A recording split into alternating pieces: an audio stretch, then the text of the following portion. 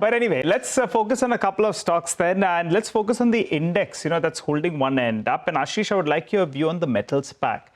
Now, that index is actually doing a relative outperformance in today's trading session. And during, after an hour of trade, you suddenly saw it spurt to the high point of the day. There are a few factors that are playing out. Now, there is a hope that, in fact, we'll see some kind of a stimulus that will come in China.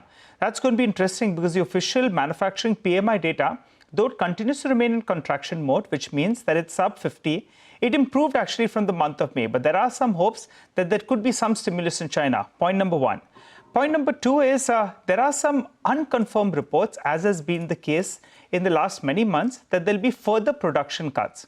We'll have to see how that comes about, quantum and various other details on that front. Because year to date, as it is, Chinese production actually is down. The problem is that demand has been even weaker, and the exports continue to remain elevated, which is putting pressure on global pricing.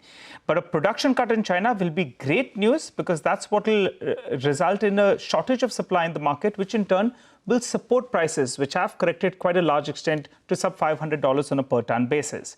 There's another factor that's playing out. There's some optimism that President Trump comes to the table, gets some deals going with various countries. That in turn will help, because it removes any kind of uncertainty with regard to demand, with regard to, how things will pan out from here on. And also, in addition to that, you have the dollar that's weakened, which is good news as well. And talking about the dollar weakness, when the dollar weakens, it's normally good news for base metals. So you have copper as well as aluminum prices.